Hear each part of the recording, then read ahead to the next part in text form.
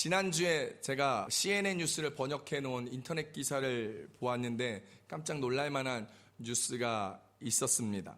10년 전에 2009년 11월 28일에 실종되었다고 신고된 레리 엘리 무릴로 몽카다라는 한 남성이 자신의 집에서 부모에게 불같이 화를 내고 뛰쳐갔다가 집에 돌아오지 않아서 실종 신고를 내었던 거예요.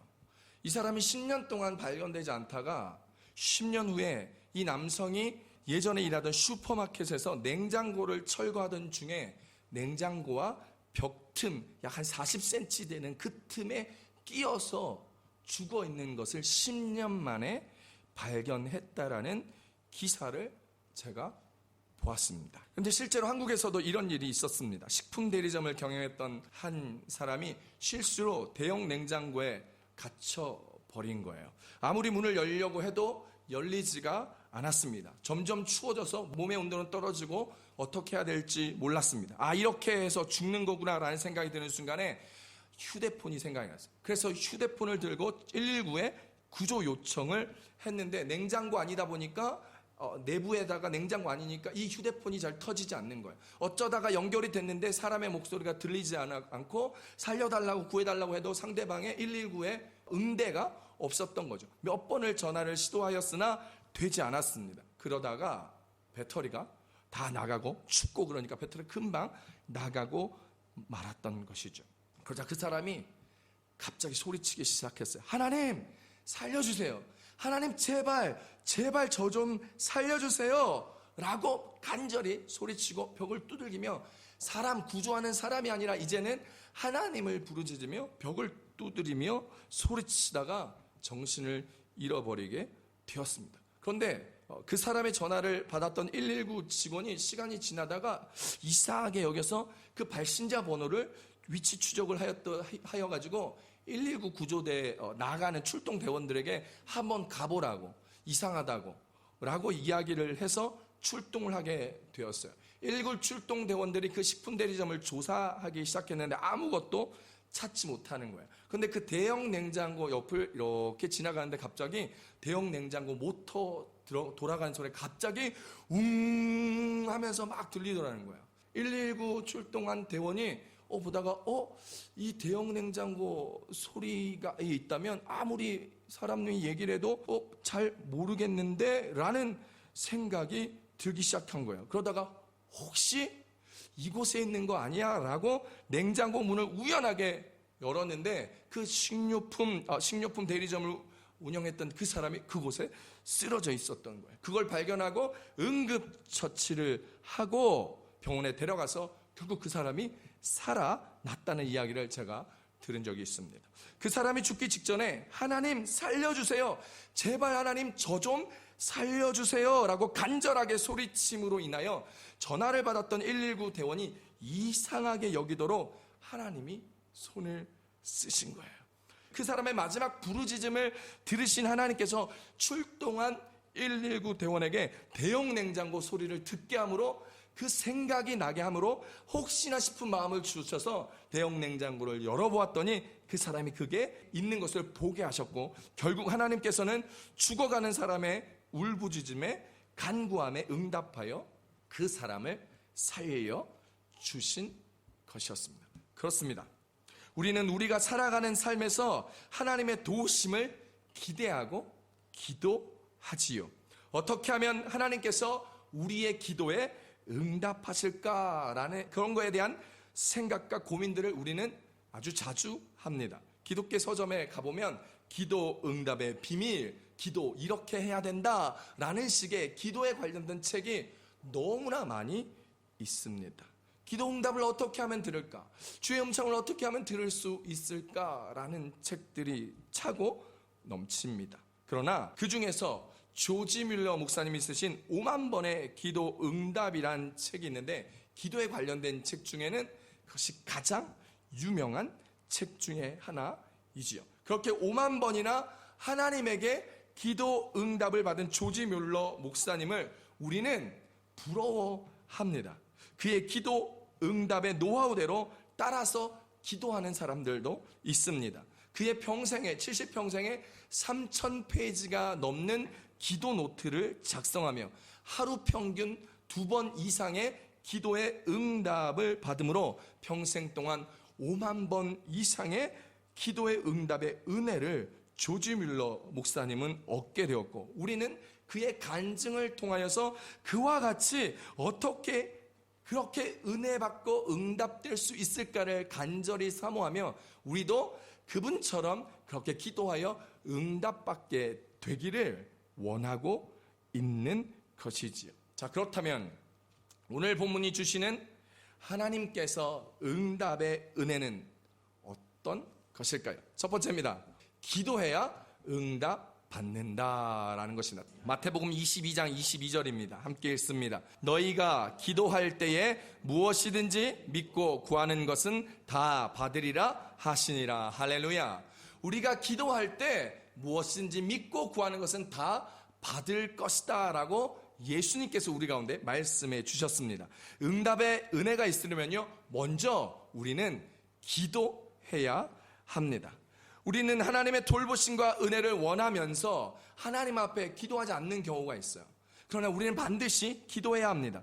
기도를 안 하는데 무슨 응답이 있고 무슨 은혜가 있겠습니까? 그래서 우리는 먼저 기도해야 하는 것입니다. 구해야 하는 것입니다. 부르짖어야 하는 것입니다. 왜 우리에게 응답의 은혜가 없을까요? 그것은 기도하지 않아서 응답이 없는 겁니다. 반대로 이야기하면요, 일단 기도하면 응답의 은혜가 시작된다라는 것입니다. 따라합시다. 일단 기도하면 응답의 은혜가 시작된다. 제가 하는 얘기가 아니에요. 성경에서 얘기하고 있는 얘기예요. 다니엘서에 보면 다니엘이 하나님께 기도를 시작할 때에 하나님께서 천사장 가브리엘에게 명령하여 다니엘의 기도에 응답하도록 가브리엘을 다니엘에게 보내시고 그의 환상을 깨닫게 해 주셨다고 성경은 기록하고 있습니다. 다니엘서 9장 23절 다 같이 함께 읽어봅니다. 곧 내가 기도를 시작할 즈음에 명령이 내렸으므로 이제 내가 알리러 왔느니라. 너는 크게 은총을 입은 자라. 그런즉 너는 이 일을 생각하고 그 환상을 깨달을 쥐니라. 할렐루야. 사랑하는 성도 여러분, 기도를 시작하십시오. 기도는 그리스도인의 특권입니다. 예수님은 늘 그렇게 기도하심으로 몸소 제자들에게 기도를 하는 것을 가르쳐 주셨고 기도의 습관을 보여주셨습니다. 여러분, 그래서 그 제자들은 예수님으로부터 어떻게 기도해야 하는지 기도하는 법을 배워 그들도 계속하여 기도함으로 하나님의 놀라운 은혜와 응답을 경험하게 되었고, 그것을 본 그들의 제자들도, 많은 그리스도인들도 교회를 세워가며 성도들을 든든히 해 나아갈 때 반드시 기도하여 응답의 은혜를 누리는 간증들을 삶의 곳곳에서 경험하고 누리게 되었던 것입니다. 여러분의 삶에 혹시 문제가 있습니까? 어려움이 있습니까? 원하는 것들이 있습니까? 그렇다면 지금 기도를 시작하십시오. 기도하며 부르짖으면 하나님이 응답하십니다. 우리가 너무 잘 알고 있잖아요. 예레미야서 33장 3절 함께 읽습니다. 너는 내게 부르짖으라. 내가 내게 응답하겠고 내가 알지 못하는 크고 은밀한 일을 내게 보이리라. 할렐루야. 하나님 우리에게 기도를 시작하라 얘기합니다. 기도를 시작하면 내가 응답을 시작하겠다라는 것입니다. 너희들이 부르짖어 기도한다면 너희들이 알지 못하는 크고 은밀한 일을 내게 보이며 너희의 기도에 응답하며 은혜를 너희들의 삶 곳곳마다 채워주시겠다라는 것이죠. 기도를 시작하십시오. 그리고 그 기도의 은혜를 우리의 삶의 곳간에 채워나가며 은혜를 누리며 경험할 수 있는 아주 순복음교회 성도님들 되시기를 우리 주 예수님의 이름으로 축원합니다. 축원합니다. 여기서 부르짖으라 라는 말은 히브리어로 카라라는 단어입니다. 절규하다라는 뜻을 포함하고 있는 단어이지요. 경기장에서 달리는 선수들이, 육상을 하는 선수들이 꼬린점 앞에서 꼬린점이 눈앞에 보이면 속도를 줄이던가요? 그렇지 않습니다. 마지막까지 젖먹든 힘을 다하여, 있는 힘을 다하여 그 꼬린점을 더 빠른 속도로 한 걸음이나 더 앞서기 위해서 0.01초라도 빨리 들어가기 위해서 속도를 늦추지 아니하고 애쓰고 수고하며 죽도록 뛰는 겁니다. 부르짖음이란 그런 것과 같습니다. 주님께 나와 부르짖으며 간절히 기도하는 것은 우리가 마지막 순간에 최선을 다하여 죽을 힘을 다하여 그 삶의 목표에 들어가기를 원하는 것처럼 기도의 응답을 얻기 위하여 마지막까지 죽음 힘을 다하여 부르고 기도하는 것이 부르짖음의 뜻에 포함되어 있는 것입니다. 주님께 나와 부르짖으며 간절히 기도하는 예가 성경에 보면 참 많이 나와 있습니다. 대표적인 것이 한나의 기도이지요. 제사장 엘리는 한나가 술이 취한 줄 알 정도로 그는 간절히 기도하였습니다. 그 한나의 간절함의 부르짖음은 곧장 응답받아서 한나에게 하나님께서 귀한 아들 사무엘을 주신 것이죠. 이와 같이 간절한 기도, 속에서 애끓는 것 같은 기도는 하나님께서 늘 보시고 아시고 그리고 응답하여 주신다는 사실을 기억할 수 있기를 축복합니다. 지금 기도하십시오. 여러분의 삶에 있는 모든 문제에 지금 기도를 시작하십시오. 아주 작은 문제일지라도, 별로 중요하지 않은 문제일지라도 내가 고민하는 순간에 시간들이 있다면 주님을 의지하고 붙들고 기도하십시오. 그 기도를 시작하는 순간 아주 하찮은 것조차도 주님은 우리를 기억하시고 생각하시사 우리의 삶에 주의 응답의 은혜를 베풀어 주신다는 것을 믿고 주 앞에 기도를 시작하는 저와 여러분 되시기를 우리 주 예수님의 이름으로 축원합니다. 그리스도인들은요, 어렵고 힘든 것 앞에 기도를 잘합니다. 내가 할 수 없다고 생각하는 것 앞에 기도합니다. 그러나 쉽고 내가 할 수 있는 것에 기도하지 않아 그 쉬운 것에 넘어지고 그 쉬운 것이 되지 않아 감정이 틀어지고 관계가 틀어지고 문제가 생기는 것을 자주 봅니다. 여러분들도 아마 여러분의 삶에서 많이 경험하실 것입니다. 하찮은 것, 별것 아닌 것에서부터 꼬여버리면 오늘 하나님 앞에 부끄러울 정도로 고개를 들 수 없을 정도로 우리의 삶이 참 힘들어질 때가 많습니다. 사랑하는 성도 여러분, 작은 것일수록 기도하십시오. 큰 것은 큰 것일수록 더욱 기도하며 하나님을 바라보며 하나님의 역사하는 순간들을 경험하는 저와 여러분들의 삶이 되시기를 우리 주 예수님의 이름으로 축원합니다. 우리는 알아요. 기도해서 이렇게 됐구나. 기도하지 않아서 이렇게 됐구나. 우리는 마음속으로 아차 싶습니다. 기도했어야 됐는데, 기도했어야 이 문제가 일어나지 않았을 텐데 라는 순간들이 우리의 삶의 순간에, 우리의 삶의 걸음에 싶을 때가 있습니다. 그러니 그런 것 반복하지 마시고 삶의 순간 모습에서 작은 것부터 기도하여 하나님의 응답의 은혜가 가득할 수 있기를 축원합니다. 왜 기도하지 않습니까? 기도하지 않아도 될 만큼 편안하십니까? 기도하지 않아도 될 만큼 넉넉하십니까? 기도하지 않아도 별일 생기지 않는 인생이십니까? 평안하십니까? 평안하게 느껴질 때 기도해야 돼요. 평안하게 느껴질 때가 문제가 있을 때보다 더욱 기도해야 될 때라는 것을 기억하실 수 있으면 좋겠습니다. 그래야 그 평안이 계속해서 지속되며 하나님의 돌보심을 더욱 우리의 삶에서 순간에서 느끼게 될 것이기 때문이죠. 그러니 사랑하는 성도 여러분, 기도를 시작하십시오. 주저하지 마시고 더욱 기도하십시오. 스스로 포기하지 마시고 하나님을 기대하며 기도를 시작하십시오. 기도를 시작해야 응답이 시작됩니다. 할렐루야. 따라합시다. 기도를 시작해야 응답이 시작됩니다.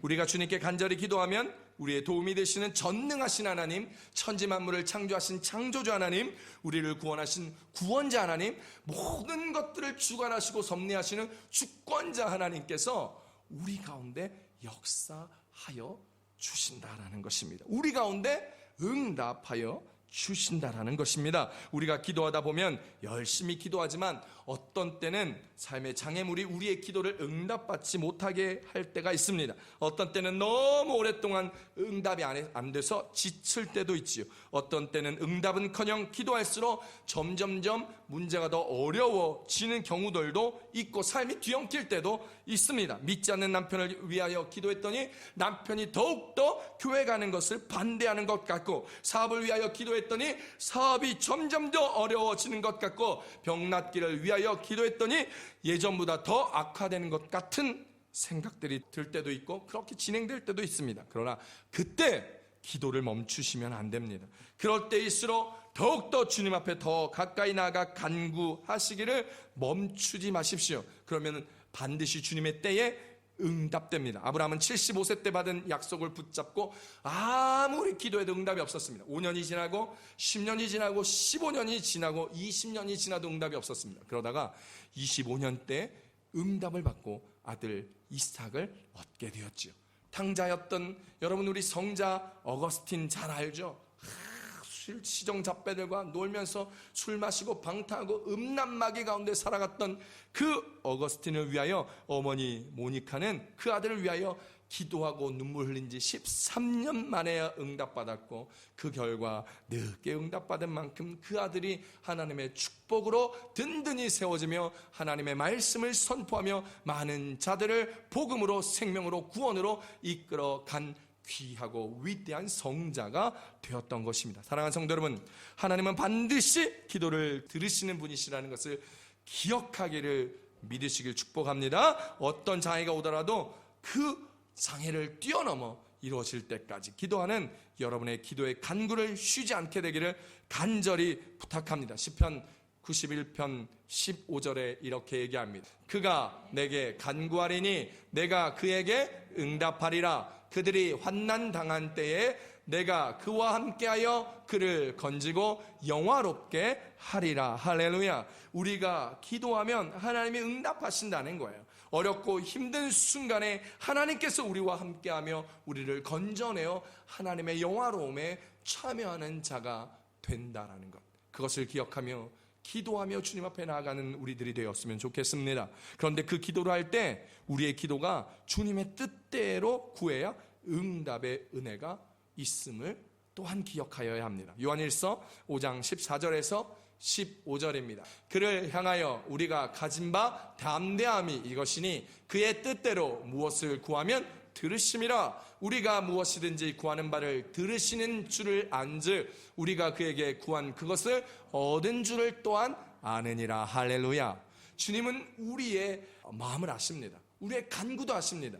우리가 그의 뜻대로 무엇이든 구하면 주님은 들으시며 우리에게 필요한 줄을 아심으로 우리가 그 알을 통하여 더욱 기도하고 간구하게 된다는 것이죠. 즉 주님의 뜻대로 기도해야 한다는 것은 하나님을 바라보며 그분의 뜻을 알고 그분의 뜻대로 기도할 수 있다는 것입니다. 우리의 문제를 위하여 기도할 때 우리의 문제를 바라보지 말고 하나님을 바라보라는 것입니다. 하나님을 바라보고 기도할 때 하나님의 뜻을 알 수 있게 되며, 그러므로 기도하고 하나님의 뜻을 알게 되므로 하나님의 놀라운 응답이 우리의 삶에 펼쳐지는 것이죠. 그러므로 기도할 때 문제 보지 마시고 하나님을 바라보십시오. 사람이 사는 곳에는요 다 문제가 있습니다.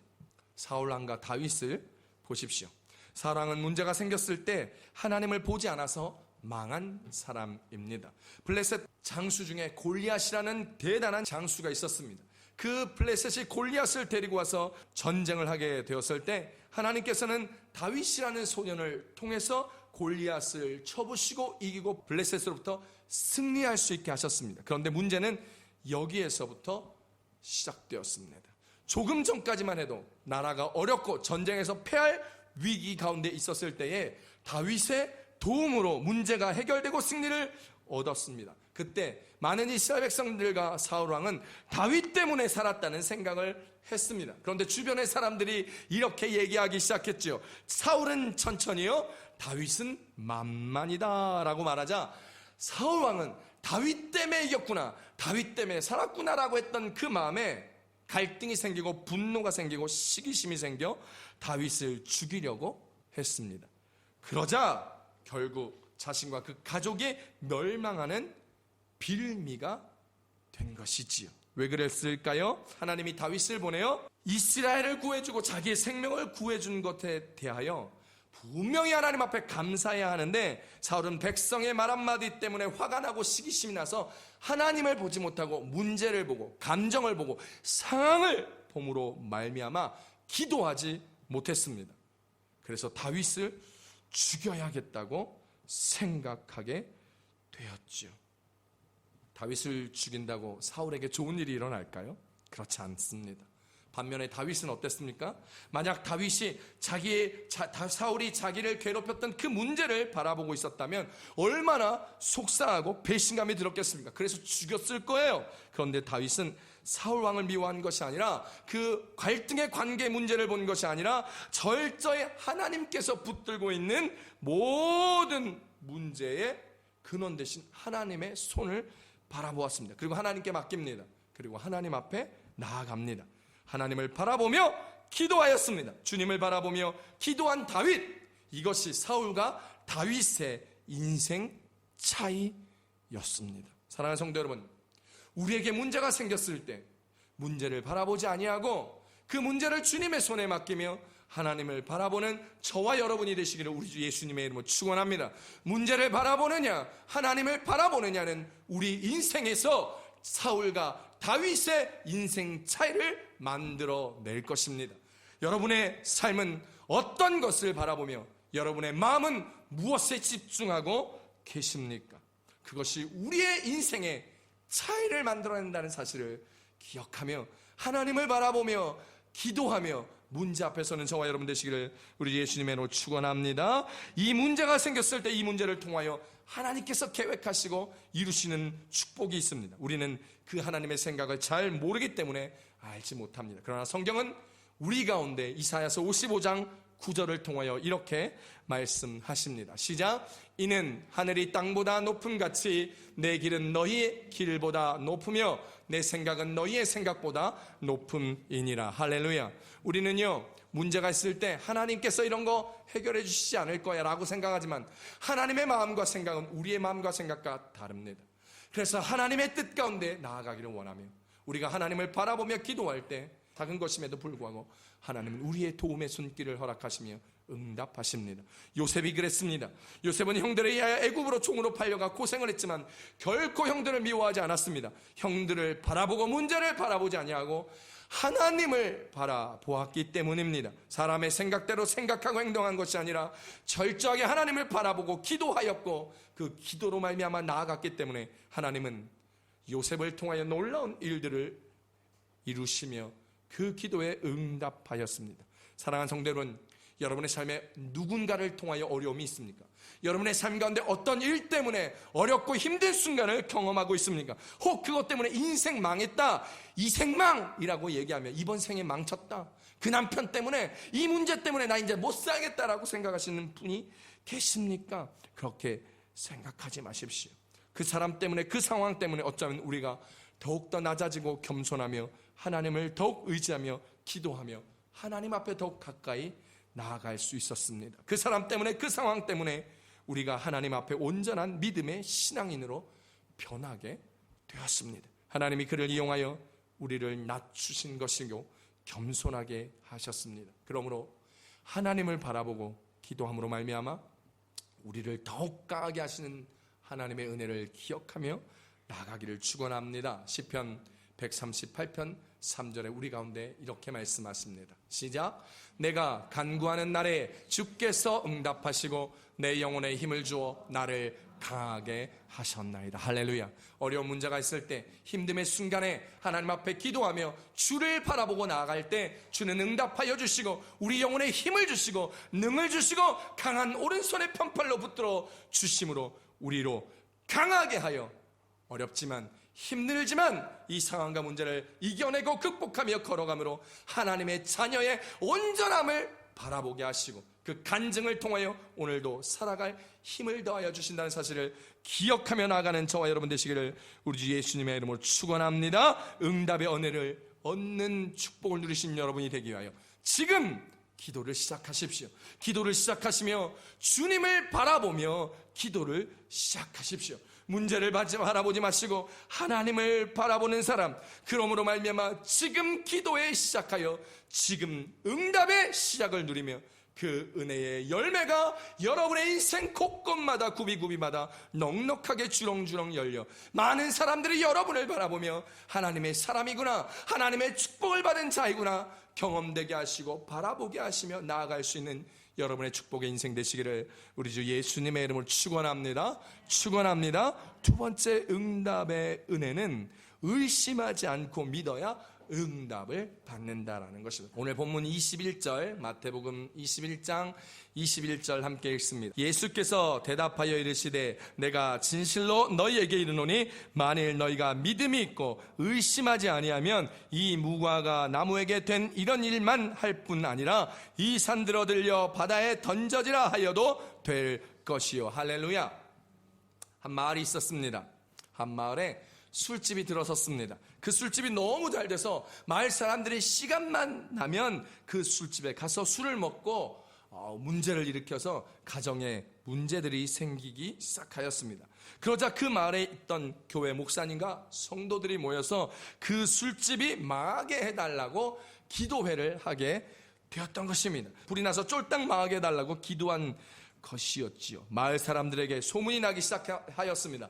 교회에서 사람들이 모여가지고 저 술집에 불이 나서 망하게 해달라고 기도한다고 말입니다. 그 소문을 들은 술집 주인이 말도 안 된다면서 아이고 쟤네들이 기도한다고 우리 술집이 망하겠어? 라고 생각하고 웃어 넘겼습니다. 그런데 어느 날 진짜로 술집이 불이 나기 시작했습니다. 그리고 그 술집이 전소하여 쫄딱 망하게 되어 버렸습니다. 그러자 이 술집 주인이 법원에 교회와 목사와 교회 대표자를 고소하였습니다. 고소 내용은 이겁니다. 교회에서 날마다 사람들이 모여서 우리 술집이 망하게 해달라고 기도하여서 불이 나게 해달라고 기도하고 망하게 해달라고 기도하여서 진짜로 우리 술집에 불이 나서 망했으니 교회에서 손해를 배상해달라는 고소의 내용이었습니다. 그리고 재판이 시작되었습니다. 그리고 재판장이 교회 대표에게 물어보았습니다.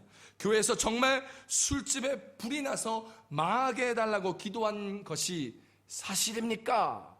라고 물었습니다. 그러자 교회 교인 대표가 일어나서 이렇게 대답했습니다. 재판장님, 물론 기도한 것은 사실입니다. 그러나 재판장님, 우리가 기도했다고 해서 정말 술집에 불이 나고 망했다고 믿으십니까? 자기들은 우리가 기도해서 술집에 불이 났다고 믿을 수가 없다라고 되묻는 거예요. 그렇게 얘기하고 되묻는 거예요. 그 재판의 결과가 어떻게 되었을까요? 그 재판장의 재판 판결문에 이렇게 쓰여 있다고 얘기합니다. 교회에서 술집에 불이 나길 기도했고 실제로 불이 나 망하였으나 불이 난 것과 교회에서 기도한 것은 상관관계가 없음. 그러나 술집 주인은 믿음이 좋고 교회와 성도들은 믿음이 없음. 땅땅땅 이렇게 판결을 냈다라는 거예요. 사랑하는 성도 여러분, 혹시 이것이 오늘날 우리 그리스도인의 믿음의 현주소가 아닐까요? 오늘 여러분들도 기도의 응답을 기대하지 않고 혹시 기도하고 있는 것은 아닙니까? 이 예화가 우리의 모습을 보는 것 같다 좀 씁쓸하기도 합니다. 그러나 이게 우리에게만 있었던 일이 아니라 예전에 초대교회에서도 이런 일이 있었습니다. 사도행전 12장에 보면 감옥에 갇힌 베드로를 위하여 초대교회 성도들이 마가의 다락방, 성령의 충만함을 경험했던 마가의 다락방에서 간절히 기도하자 하나님께서는 그 기도의 응답으로 천사를 보내어 베드로를 풀어주셨습니다. 베드로가 옥에 나와 그 사람들이 모여있는 마가의 다락방에 문을 두들기자 초대교회 성도들은 베드로가 돌아왔다는 말을 믿지 않고 우리가 기도했는데 감옥에서 어떻게 우리가 기도했다고 해서 베드로가 어떻게 감옥에서 살아나올 수가 있어? 믿지 않았다라는 거예요. 그리고 베드로를 실제로 보다 깜짝 놀랐다는 거죠. 이처럼 그들도 기도하면서 한편으로는 믿어지지 않는다고 의심했습니다. 사도행전 12장 14절에서 16절까지 이렇게 그 상황에 대해서 설명합니다. 베드로의 음성인 줄 알고 기뻐하여 문을 미처 열지 못하고 달려들어가 말하되 베드로가 대문 밖에 섰더라 하니 그들이 말하되 내가 미쳤다 하나 여자아이는 힘써 말하되 참말이라 하니 그들이 말하되 그러면 그의 전사라 하더라. 베드로가 문 두드리기를 그치지 아니하니 그들이 문을 열어 베드로를 보고 놀라는지라. 할렐루야. 그들이 베드로가 살아나오기를 간절히 기도하였는데 베드로가 살아나왔다는 얘기를 듣자 네가 미쳤구나, 말도 안 된다야, 아니 진짜라니까요, 그건 베드로가 아닌가 천사야 라고 얘기할 정도로 간절히 기도하였음에도 불구하고 성령 체험받은 자들도 그 장소에서 기도했던 사람들도 믿지 않는 상황.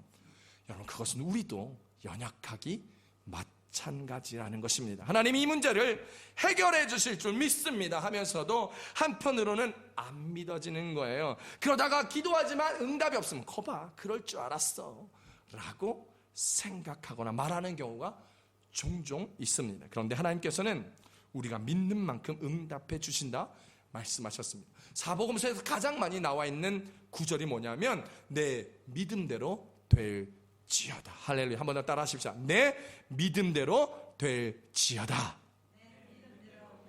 할렐루야. 여러분, 우리의 믿음대로 응답 받으시기를 축원합니다. 그 믿음으로 우리는 간절히 기도하고 그 믿음의 기도로 말미암아 응답의 은혜가 있게 될 것입니다. 하나님께 부르짖으려면 하나님이 응답하시라는 믿음을 반드시 가져야 합니다. 마가복음 11장 24절에 이야기합니다. 시작. 그러므로 내가 너희에게 말하노니 무엇이든지 기도하고 구하는 것은 받은 줄로 믿으라. 그리하면 너희에게 그대로 되리라. 할렐루야. 기도하면 그대로 되는 것. 이건 신앙의 공식에 따라 하십시다. 기도하면 믿으면 그대로 됩니다. 할렐루야. 여러분, 우리는 하나님의 응답하신다는 강력한 믿음을 가지고 있어야 합니다. 마가복음 10장에 나오는 바디메오라는 장님, 여러분, 이 바디메오는 장님에다가 가진 것 하나도 없는 거지였습니다. 날마다 길거리에서 구걸하지 않으면 살 수 없는 하루하루 먹고 사는 거지의 신세였습니다. 그에게는 아무런 희망이 없었죠. 절망적인 상황만이 그 앞에 있을 뿐이었습니다. 그러다가 소문 하나를 듣습니다. 예수란 분이 나타나서 온 동네를 다니며 온갖 병을 다 고친다는 것이었습니다. 안진뱅이, 38년 된 중풍병자, 심지어 그 문둥병 환자까지도 다 고친다는 것이에요. 눈도 뜨게 해준다는 거예요. 바디메오의 마음에 희망이 생기기 시작합니다. 어쩌면 예수라는 사람을 내가 만나기만 한다면 눈을 뜰지 모른다. 그런 예수님의 소문을 들을수록 그 마음에 확신이 생기고 소망이 생겼습니다. 예수라는 사람만 만날 수 있으면 내가 눈 뜰 수 있을 거야. 내가 눈 뜨고 이 거지의 삶을 청산할 수 있을 거야. 그리고 소망이 생기기 시작하며 그때부터 예수님을 만나기를 소망하고 기다리게 되었습니다. 어제까지는 절망을 바라보던 눈이 변하여 이제는 희망을 바라보고 믿음이 생기기 시작하였습니다.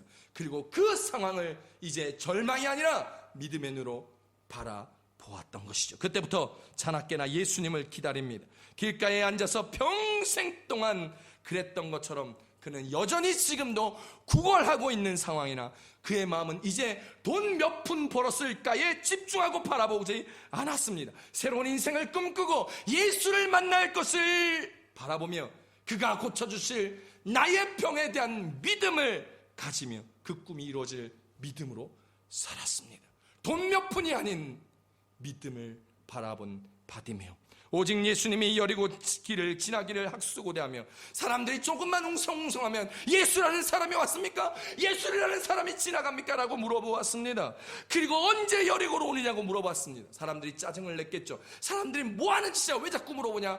귀찮다 했겠죠. 그러나 그는 오직 믿음으로 바라보면서 예수님을 만나기를 목마르게 기다립니다. 그러다 예수님을 만났습니다. 그리고 마침내 눈이 뜨는 기적을 만나게 된 것입니다. 사랑하는 성도 여러분, 우리의 간구에 기도에 믿음이 있다면 오늘 여러분 우리의 삶이 변하지 않았을지라도 여전히 내 삶이 시궁창 같을지라도 여전히 내가 거지 같은 삶을 살지라도 이제 돈 몇 푼에 이제 그 삶의 어려움을 바라보는 것이 아니라 예수님 앞에 기도함으로 기도에 응답하실 주님을 믿는 믿음으로 이제는 변화된 시각으로 바라봅니다. 주께서 역사하실 나의 변화된 삶을 바라보는 믿음. 오늘 주님은 우리 가운데 그 믿음을 가지며 그 믿음의 시각으로 우리의 삶을 살아가라 말씀하십니다. 오늘 저와 여러분의 삶에 이 믿음으로 응답받게 되기를 축원합니다. 우리 인생이 변하지 않았을지라도 여전히 어렵고 힘들고 시궁창 같고 짜증나는 가정이고 삶이고 직장 생활일지라도 이제 우리는 예수께서 응답하신다는 믿음으로 주님의 은혜를 누리며 변화된 시각으로 주님 앞에 살아내는 저와 여러분의 삶이 되기를 우리 주 예수님의 이름으로 축원합니다. 우리의 기도는 앞에서 다니엘서에서 읽어보았던 것처럼 하나님의 약속을 믿음으로 이미 응답되고 있다는 사실을 바라보아야 합니다. 우리가 무엇을 바라보고 무엇을 믿느냐에 따라 우리의 삶의 결과는 다릅니다. 사무엘과 다윗이 인생의 차이를 만들었던 것처럼 우리가 바라보고 믿음의 차이로 말미암아 우리의 인생이 또한 차이를 낸다라는 것이죠. 사랑하는 성도 여러분, 원망, 불평, 짜증보다 믿음으로 감사하며 긍정으로 주 앞에 나아갈 때 오늘 우리의 믿음으로 말미암아 우리의 인생의 기도의 제목 하나님이 응답하여 주실 줄 믿으시기를 축복합니다. 그렇게 믿고 믿음으로 기도하심으로 응답의 은혜가 충만해지기를 우리 주 예수님의 이름으로 축원합니다. 하나님을 바라보십시오. 그의 약속대로 이루어질 것을 믿으십시오. 응답이 되어진 모습을 바라보며 믿음으로 기도하십시오. 병든 사람은 건강해진 자신의 모습을 바라보며 믿음으로 기도하십시오. 나을 것입니다. 사업하는 사람은 사업이 번창하는 모습을 바라보며 믿음으로 기도하십시오. 사업이 반드시 번창할 것입니다. 자녀가 훌륭하게 되어 있는 모습을, 교회가 붕되어 있는 모습을 바라보며 믿음으로 기도하십시오. 믿음으로 응답되어 은혜가 충만하게 될 것입니다. 오늘 저와 여러분에게 이 응답의 은혜가 가득하기를 우리 주 예수님의 이름으로 축원합니다. 축원합니다. 기도합시다.